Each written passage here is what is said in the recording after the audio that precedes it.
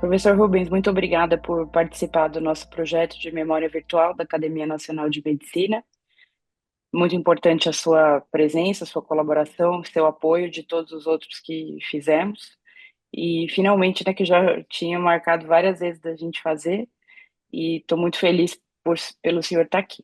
Então, começando, por que que o senhor escolheu a medicina, em especial a oftalmologia? Bom, doutora Heloísa Nascimento, eu que agradeço a oportunidade e aproveito para felicitar você e todo o programa de jovens líderes médicos da Academia Nacional de Medicina. Uma ideia que deu certo, porque vem encontrando as pessoas corretas para liderar e realizar os diferentes aspectos dessas entrevistas. E, claro, o acadêmico Maurício Magalhães é o responsável por esse sucesso, junto com você. É difícil e é fácil para mim responder por que que eu escolhi a oftalmologia. Com uma família de um bisavô astrônomo que convenceu meu avô a ser oftalmologista para continuar lidando com as lentes, e um pai oftalmologista, eu provavelmente tive essa lavagem cerebral aí desde a infância e sempre dizia que queria ser como meu pai. E quando eu entrei na faculdade na década de 60, num período muito difícil para o Brasil, com ditadura, eu comecei a ver a medicina de maneira mais ampla e as implicações da saúde com a sociedade brasileira. E, ao contrário, agora, talvez de um mecanismo reverso, eu tinha a sensação que eu poderia ser tudo menos oftalmologista. E desde o início, então, eu me interessei por outras partes da medicina, doenças infecciosas, e a partir das doenças infecciosas também medicina preventiva e social. E terminei, a partir do terceiro ano da escola, me iniciando nessas questões de programas com populações indígenas e medicina preventiva aplicada na Amazônia. Isso, felizmente, é uma paixão que dura até hoje. No final da escola de medicina, de repente, eu resolvi que eu ia ser oftalmologista. Talvez eu tenha quebrado alguns problemas internos, que não queria assumir competição, concorrência com meu pai, etc., mas resolvi ser oftalmologista. Aí passei a fazer oftalmologia 24 horas por dia, 7 dias por semana, né? E foi dessa maneira, então, que eu acabei continuando oftalmologista. Eu acho que a oftalmologia podia ter sido substituída por outra especialidade, bem como a medicina ter sido substituída por outra coisa. Eu, durante uma época da minha vida, também fiquei na dúvida se eu queria fazer direito ou medicina. Ou seja, existem vários caminhos para a felicidade, existem vários caminhos que a pessoa pode trilhar na vida, e não é uma coisa assim decisiva, de repente, numa determinada idade, você tem que optar uma coisa ou outra. A gente opta, às vezes, por uma ou outra, muitas vezes, com o tempo, muda de caminho de novo, ou às vezes percebe que não teria feito muita diferença se eu tivesse, talvez, aos 17 anos de idade, escolhido uma outra profissão do que a medicina. Mas o senhor é um excelente médico, como poucos que eu realmente conheço, né? Tive a oportunidade de ficar com o senhor no consultório e acho que a melhor definição é que o senhor faz tudo que é possível por um paciente e muito além da oftalmologia, né? Eu te vejo como um dos médicos mais jovens que eu conheço, porque está sempre na crista da onda, sempre atualizado, e também não faz nenhuma diferença se quem está na sua sala de espera é o presidente da República ou o porteiro do seu prédio. Então, como que é lidar com isso? Eu lembro do senhor sempre falando para mim que o valor da pizza no delivery é sempre o mesmo, né? E como que é essa dedicação, ver os pacientes? Quantos anos o senhor tem de formado agora? Eu me formei em 1970, portanto, faz muitos, muitos anos. Eu tive a sorte e o azar de me formar talvez de uma idade prematura ainda para começar a exercer a medicina. Eu fui um mau estudante de medicina em muitos aspectos, porque eu diria, felizmente, eu não decorei, não sabia tanta bobagem que teriam me ensinado e acabou sendo inútil. Mas a minha formação de graduação foi muito ampla, porque meu interesse na sociedade e outros aspectos, eu tive uma coisa que faz muita falta para a medicina atual. é uma introdução à cultura. Se você perguntar para mim o que mais falta para os médicos atualmente é cultura. O que mais falta para os professores de medicina ensinarem seus alunos de pós-graduação? Falta cultura. Cultura médica dentro da sociedade. E o tipo de formação acadêmica que eu acabei tendo me levou, eu acho, a ter esses ensinamentos também. Essa questão tua, o que é mais importante, o paciente rico ou pobre na sala de espera? O paciente rico tem sempre muitas opções. Com o dinheiro que ele tem, ele com certeza encontra um médico igual ou melhor que eu. O paciente pobre é diferente. Às vezes, o paciente pobre é, aquele médico que é o único que ele vai poder consultar e orientar. Então, a responsabilidade nossa é muito maior quando atende um pobre do que um rico, né? Isso as pessoas às vezes esquecem. Da mesma maneira que você sabe, é tão maior a responsabilidade quando um médico ou estudante de graduação está num hospital público que atende SUS ou está num hospital boutique. Hospital Boutique, eles põem roupa bonita, né? Põem gravata, para todos estarem de gravata e paletó, etc. Hospital público, às vezes, ele deixa para fazer a barba depois que sai do hospital público. Isso é vergonhoso, né? Até porque, de novo, o rico pode escolher à vontade. Agora, o pobre muitas vezes sai de casa com o filho às 4, 5 horas da manhã, pega horas de fila para uma consulta. E o mínimo que ele pode esperar é ter um médico humano, limpo, que converse com ele e com o filho dele, né? Para que não passe a imagem assim de que aquele profissional de saúde não é o que o ser humano merece. Perfeito. E eu tenho que dizer aqui que o senhor até hoje vai às terças-feiras no Hospital São Paulo, que é nossa paixão, né? A Unifesp, a quem somos muito gratos com a Universidade Federal de São Paulo, que nos proporciona poder ver esses pacientes. E outra coisa que me chamou muita atenção na sua carreira é que você via pacientes, assim, às vezes crianças com uveites, que você fazia questão de ver como que era a história natural e que hoje você teve a oportunidade de ver aquele mesmo olho por 40 anos, né? E, e como que é isso de ver a evolução da medicina e ver esses pacientes crescerem? E eu vejo que se preocupar não somente com o olho, mas com a formação, com a vida pessoal, se aquela pessoa está feliz, mesmo com alguma limitação que tenha ficado. Eu acho que isso eu não vi em nenhuma outra pessoa, ou alguém que examina os pacientes independente do poder aquisitivo, mas que quer dar assistência pela condição oftalmológica que a pessoa tem. Eu tive grandes mestres, né, dentro e fora da medicina. Acho que isso é uma coisa que a gente vai incorporando aos poucos. Tem muita gente que é assim, tem muita gente melhor que eu também. Agora, eu me orgulho realmente de tentar e geralmente conseguir, não apenas terça de tarde em uveites, mas também quinta de manhã em córnea e doenças infecciosas do segmento anterior. Mas a grande verdade, sabe, acho que é até um pouco de egoísmo, porque é bom para mim. Eu aprendo tanto com vocês. Nossa, é incrível como cada vez mais nesse mundo moderno o professor aprende com o aluno. Antigamente o professor tinha a responsabilidade de ensinar tudo, né? Toda a oftalmologia, toda a medicina para todos e para sempre. Hoje a gente sabe que não é assim. A gente não consegue ensinar tudo e nem precisa ensinar tudo, porque, primeiro, os chat GPTs da vida tem todas as informações, e segundo, as informações mudam tão rápido. Então, de novo, o médico, o professor, tem que ter um aspecto diferente que aquilo que a inteligência artificial pode propiciar. E, claro, a gente, vendo o paciente durante muito tempo, a gente vai aprendendo também como as doenças mudam, como os pacientes mudam, e a arrogância do médico e da medicina às vezes é muito grande, né? E a arrogância é muito grande e às vezes é até menor do que a ignorância da gente. Então, para levar tudo isso em consideração e tentar transmitir isso para a geração seguinte, não é fácil. E não é fácil também porque às vezes a gente tenta ao máximo e poucas pessoas conseguem aprender. Mas tem exceções, você é uma das exceções, muitos outros são, e isso faz valer a pena tudo. Em relação à Escola Paulista, sim. A Escola Paulista de Medicina, a Unifesp, tem algumas peculiaridades interessantes. Uma delas, sim, norma já que o indivíduo, quando entra nos 75 anos, é obrigado a se aposentar.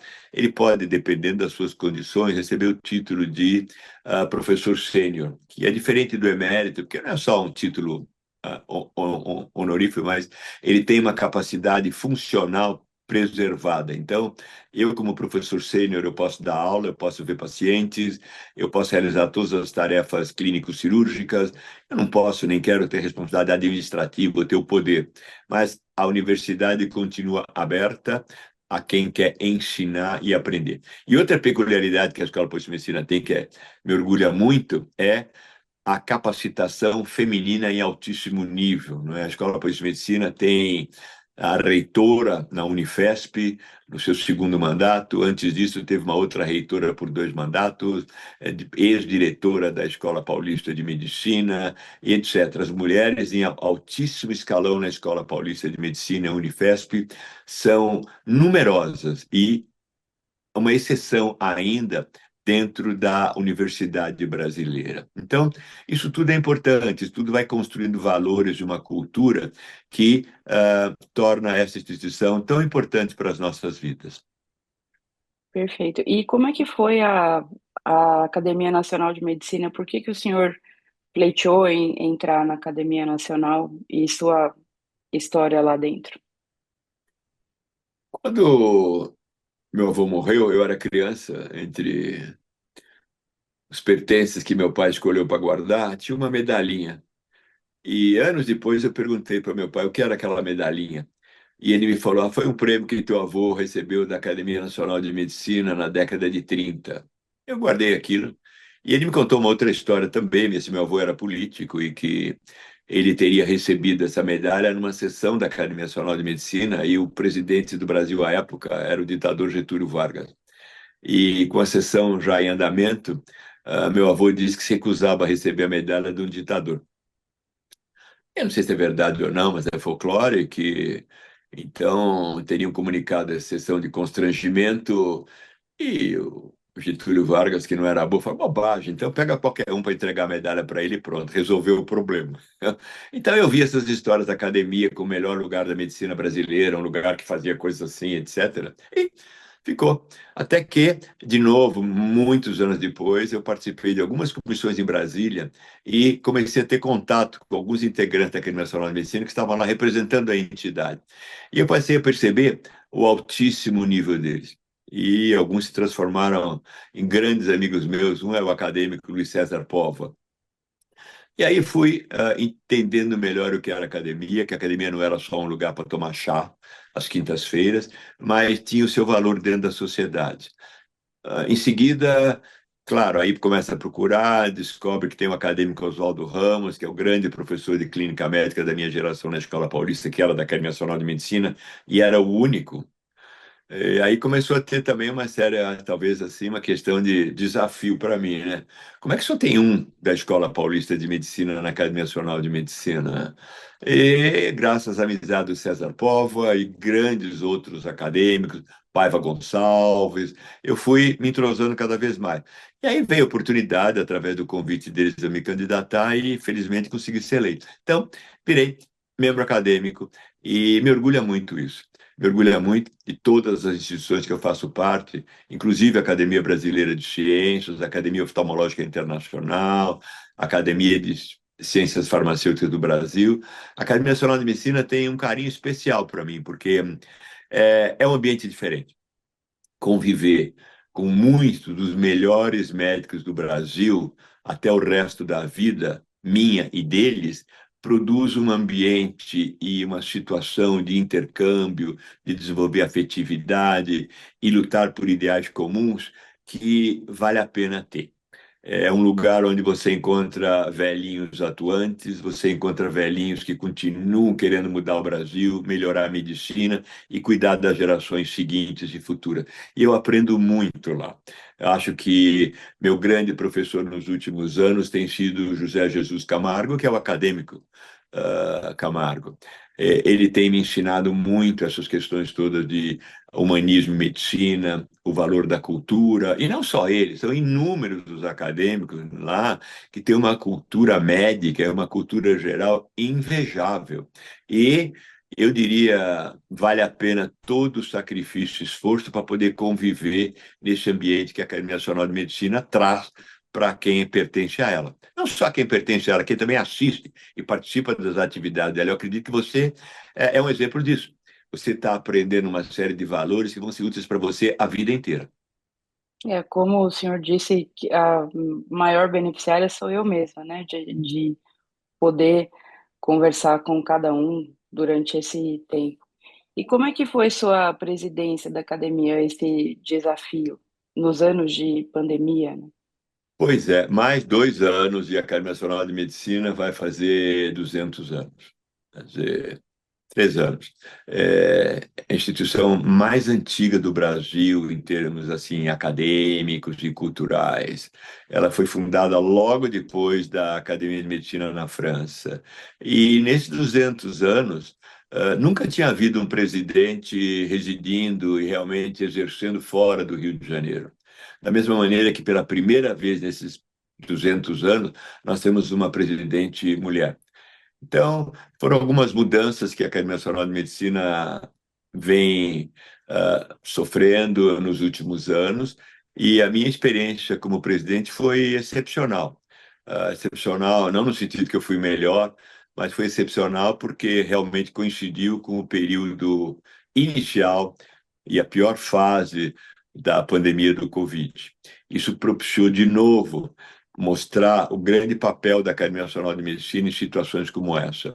Outras epidemias já tinham ocorrido, claro, nesses quase 200 anos, e a academia tinha tido um papel muito forte. Então, eu senti desde o início que tinha que manter esse papel. E quando a academia começou e algumas pessoas insistiam e vários admitiam ser impossível, a nossa diretoria disse que não. Nós nunca deixaríamos de seguir nos reunindo e tratando de cumprir os nossos objetivos, porque a tradição conta que nesses quase 200 anos a academia nunca deixou de se reunir às quintas-feiras. Provavelmente, se eu considerar 200 anos, deve ter tido uma ou outra falha, mas esta é a mensagem. Então, a academia tem que continuar sempre viva e atuante. E foi isso que a Academia Nacional de Medicina fez, com o auxílio da tecnologia e, de novo, o apoio de muitos acadêmicos, de toda a nossa diretoria e vários outros. Nós conseguimos fazer as reuniões, transformamos as reuniões em ambiente inicialmente híbrido, aí não podia mais ser híbrido, passou a ser apenas à distância, e passamos a ter 100, 200, 300 médicos e profissionais de saúde presentes. Além disso, passamos a ter uma atitude também muito atuante com outras partes da sociedade, a Academia Brasileira de Ciências, a Academia Brasileira de Letras, e assim fomos. E eu acho que terminou a final de uma maneira positiva, mostrando para a sociedade brasileira o papel do médico e a maneira que a Academia Nacional de Medicina vê a sociedade e a medicina. Então, isso continua. Sempre foi assim e vai continuar. Nós temos grandes desafios pela frente em relação à medicina, em relação ao que ensinar, que tipo de médico a gente quer e, principalmente, como nós vamos formar os médicos que nós precisamos. Não adianta, nesse ano agora, continuar discutindo que precisa diminuir o número de escolas de medicina. Claro que precisa, mas mesmo que não diminua, mesmo que não aumente, a situação vai ser desse jeito. E o que tem de faculdade já é tão grande que, mesmo que aumente, não vai piorar mais. Chegou no péssimo nível. Então, tem que ser prático. Como é que a gente pode, então, melhorar o futuro médico? Como é que a gente pode melhorar o médico que a sociedade precisa e deve ter? Então, é ensinando melhor os estudantes de medicina, ensinando os médicos que vão ser os professores dos futuros médicos e tratando de estabelecer maneiras de exigir um mínimo de efetividade para o médico antes dele poder exercer a medicina. A medicina é muito mais complexa que outras profissões. O pessoal fala, vai ter um exame da ordem como tem na advocacia. Seria um grande avanço, mas nós sabemos que isso não basta. Não é apenas a prova teórica que vai permitir saber se o indivíduo vai ser um bom médico ou não. Então é complexo isso. E esse é um dos desafios que a Academia Nacional de Medicina vai ter que continuar ajudando a sociedade brasileira a resolver. Doutor Rubens, o que que o senhor pretende fazer nos próximos 10, 20 anos? Bom, além de me manter vivo, que já é uma preocupação importante, aos 78 anos de idade, eu pretendo continuar a viver como eu acho que eu tratei de viver até agora, né? Tratar de viver bem comigo mesmo, porque quando a gente vive bem consigo próprio, é mais fácil viver bem com os outros. Então, um pouquinho de egoísmo ajuda. Viver bem consigo próprio. Fazer coisas que você gosta, fazer coisas que você acha que vale a pena. É o passo inicial para as outras coisas irem se acertando. E a gente chega numa idade que os horizontes mudam, a gente chega numa idade que a realidade passa a ser completamente diferente. Eu vejo com tristeza pessoas, às vezes da minha idade, um pouquinho mais jovem, um pouquinho mais velha, milionários e continuam usando a vida só para ganhar dinheiro, ganhar dinheiro. Eu fico pensando, puxa, esse sujeito já tem dinheiro para viver até os 150 anos. Para que vai continuar tentando acumular, acumular dinheiro, né? Tem tanta coisa que pode ser feita além de passar a vida à procura de dinheiro. Então, outras coisas têm que preencher a vida das pessoas. Claro que família é fundamental, relacionamentos afetivos, mas tudo isso depois que você se sente bem consigo próprio. Quem não se sente bem consigo próprio, às vezes fica procurando nos outros aquilo que ele nunca vai encontrar, porque são coisas que faltam dentro dele, né?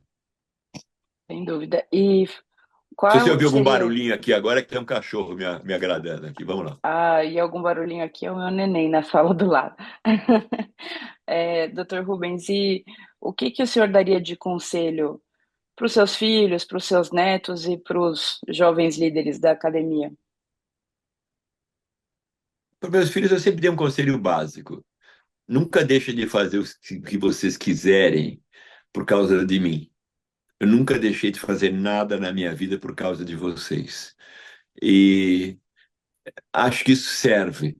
Pior coisa é aquele pai que passa a mensagem: ah, eu me sacrifiquei tanto pelo meu filho, me sacrifiquei tanto pela minha filha. Não é sadio isso, né? Então, é, é um conceito importante.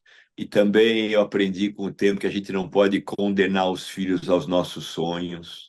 Não apenas da parte profissional, não é porque eu tenho uma clínica, eu sou um médico nessa área, que eu vou condenar meu filho a, sendo médico, a continuar os meus sonhos. As pessoas têm seus sonhos diferentes. Isso vale não apenas para quando pai e filho têm a mesma profissão. Os sonhos culturais, os sonhos nas diferentes áreas são individuais, não são para ser repassados para a geração seguinte de uma maneira assim impositiva. A gente tem que ser nesse negócio como se fosse uma prateleira de supermercado. A gente põe os produtos da gente na prateleira, quem quiser leva. É diferente de uma boutique que o dono fica forçando, né, o cliente a comprar este ou aquele produto. Então, são coisas gerais, né? E, claro, acho que a educação, a cultura, mostrar o que a vida mostra nas diferentes fases, são valores humanos que vale a pena a gente tentar transmitir para todos, né? Doutor Rubens, eu sei o quanto que o senhor é ocupado e o quanto que é um privilégio poder tê-lo nessa meia hora numa sexta-feira à noite. E eu quero deixar gravado aqui que o senhor é uma inspiração para mim. O senhor é o melhor É. oftalmologista que eu conheço, mas não apenas como oftalmologista, como pai, como marido, como ser humano. E eu vejo nos seus filhos pessoas incríveis, nos seus quatro filhos. Eu vejo o quanto que o senhor se dedica a cada um deles. E mesmo fazendo tudo o que o senhor faz, eu vi o senhor indo buscar na chuva seus netos na escola, para que a sua filha pudesse fazer uma viagem com o marido dela. E eu vejo, apesar de tudo que o senhor fala, o quanto que você se dedica e se importa com cada um deles. E vejo o sucesso de toda a sua família como marido, tenho Heloísa, muita. isso me incomoda um pouco. Mesmo Não, você não se dizendo que não incomoda. tem conflito de interesse, que você não é minha Eu, funcionária, não é minha eu não sou, pós-graduanda, isso me não sou mais. incomoda. Eu não sou mais. Até porque uma vez você me chamou e falou assim: você é muito boa. Se você quiser ajuda para comprar sua lâmpada de fenda e montar seu consultório, eu te ajudo. Não sei se você lembra disso. Então, eu fui lá e comprei minha lâmpada de fenda, né? Então, eu queria te agradecer demais, e deixar registrado toda a minha gratidão, minha admiração e meu respeito pelo senhor. Muito obrigada. Isso é recíproco, né, Heloísa? Já que você colocou esse aspecto assim humano, é bom que as pessoas saibam também que seu pai foi um excelente oftalmologista. Ah, por coincidência, a geração seguinte trouxe a filha também para ser minha residente, como o pai foi meu residente, e essa excelência então foi transmitida de pai para filha. E você é, porque eu sempre digo, a minha primeira neta profissional, né? Então, é um orgulho para mim ter pessoas como você caminhando e sendo melhores do que eu. E a medicina cada vez mais tem e vai ser melhor para quem pratica a medicina, quem entende a medicina como ela é. Eu vejo algumas pessoas dizerem que a medicina está pior, está cada vez mais negativa, blá, blá, blá. Coisa nenhuma. A medicina é cada vez mais maravilhosa, a medicina tem cada vez mais a oferecer para as pessoas. Agora, é responsabilidade nossa aumentar o acesso e melhorar aquilo que cada vez mais essa medicina maravilhosa pode fazer pelas pessoas, né? Então, vale a pena, tudo vale a pena, principalmente quando tem pessoas como você. Muito obrigado, eu que agradeço muito de verdade a honra de ter sido entrevistado por você. Um beijo. Beijo, doutor Rubens. Tchau. Obrigada. Tchau. Tchau.